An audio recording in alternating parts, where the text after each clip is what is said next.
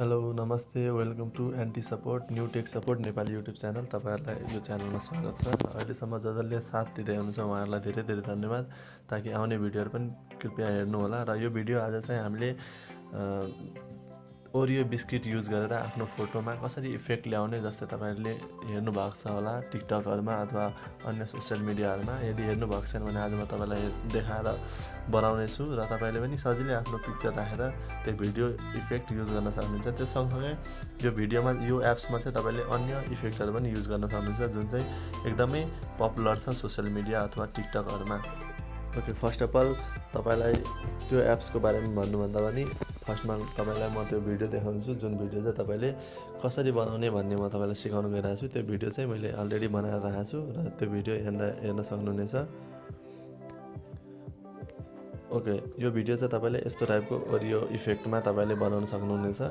र यो जुन ब्याकग्राउन्डमा तपाईले पिक्चर हेर्दै हुनुहुन्छ यो पिक्चर चाहिँ आफ्नो राख्न सक्नुहुन्छ। तपाईले बनाउनु भने तपाईको राखेर यस्तो टाइपको इफेक्टमा हामीले भिडियो बनाउन सकिन्छ। र मैले यो कपिराइटलाई हेरेर मैले यहाँ तपाईलाई साउन्ड म्युट गरेर देखाएको छु। र यहाँ तपाईले कुनै आफूलाई मनपर्ने कुनै पनि सङ अथवा भोइसहरु राख्न सक्नुहुन्छ ब्याकग्राउन्डमा।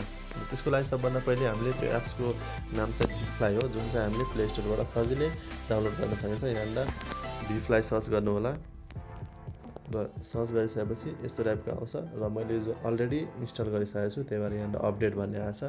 केही छैन, अपडेट नगरे पनि केही प्रब्लम छैन। र यो एप्स चाहिँ तपाईले सिधै इन्स्टल गरिसकेपछि खोल्नुपर्ने हुन्छ। ओके, त्यो एप्स चाहिँ मैले अलरेडी इन्स्टल गरेर मैले स्टोर गरेको छु। र त्यो एप्स चाहिँ मैले यहाँ फोल्डरमा राखेको छु जुन चाहिँ हामीले डाइरेक्टली ओपन गर्नुपर्ने छ। र ओपन गर्दाखेरि हाम्रो यो फर्स्ट इन्टरफेस फर्स्ट पेज भनेको यस्तो टाइपको देखिन्छ। र मैले तपाईलाई जुन ओरियो इफेक्ट कसरी क्रिएट गर्ने भन्ने कुरा सिकाउन गइरहेको थिएँ। र त्यो ओरियो इफेक्ट क्रिएट गर्नलाई हामीले म्याजिकलमा क्लिक गर्नुपर्ने हुन्छ। र यहाँ हेर्नु होला एकदमै धेरै इफेक्टहरु छ। जुन पनि इफेक्ट हामीले विदाउट एनी कस्ट हामीले फ्रीली बनाउन सकिन्छ र आफ्नो साथीहरुमा सजिलै शेयर गर्न सकिन्छ।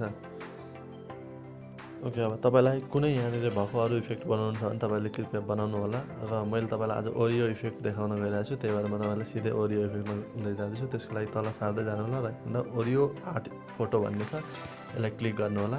र क्लिक गरिसकेपछि हाम्रो यहाँ स्टार्ट मेकिङ भन्ने छ। यहाँ अलरेडी एउटा डिफल्ट पिक्चर राखेको छ ब्याकग्राउन्डमा, त्यसलाई हामीले चेन्ज गर्नुपर्ने हुन्छ। त्यसको लागि स्टार्ट मेकिङमा क्लिक गर्नु होला र यो लोडिङ 100% भएपछि ओपन हुनेछ।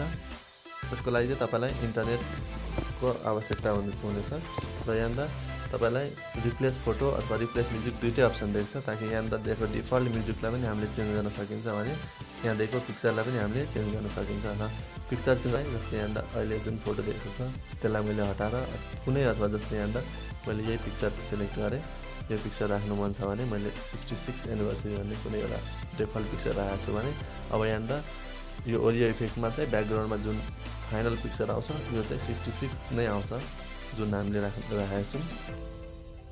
त्यसै गरी यो पिक्चर मात्रै नभएर हामीले यहाँ भएको म्युजिक पनि आफ्नो ग्यालेरीमा भएको आफ्नो लोकल फाइलहरुमा भएको कुनै पनि आफ्नो म्युजिक आफूलाई मनपर्ने म्युजिक राख्न सक्नुहुनेछ। र यसलाई फाइनली मेकमा क्लिक गर्नुपर्ने हुन्छ ताकि यो हाम्रो भिडियो टोटल बनिसकेपछि हाम्रो एक्सपोर्ट हुन्छ। ओके, यहाँ केही टाइम लाग्छ र यो एक्सपोर्ट भइसकेको छ। यहाँ हामीले डाइरेक्टली पोस्ट गर्न सकिन्छ फेसबुक अथवा मेसेन्जर अथवा टिकटकहरुमा हामीले डाइरेक्टली पोस्ट गर्न सकिन्छ। अथवा हैन फोनमै स्टोर गर्नु छ भने हामी सिधै ब्याक जाँदा हुन्छ। त्यसैगरी तपाईले अन्य डिफरेन्ट इफेक्टहरु भएको भिडियोहरु सजिलै त्यहाँबाट बनाउन सक्नुहुनेछ। र भिडियोलाई अन्तिमसम्म हेर्दिनु भएकोमा धेरै धेरै धन्यवाद। र तपाईहरुको साथीमाझहरू पनि यो भिडियो शेयर गर्नु होला ताकि उहाँहरूलाई पनि नलेज होस् कि यो यस्तो टाइपको ओरियो इफेक्ट भिडियो कसरी बनाउन सकिन्छ। र भिडियोलाई म यही अन्त्य गर्न चाहन्छु। धन्यवाद।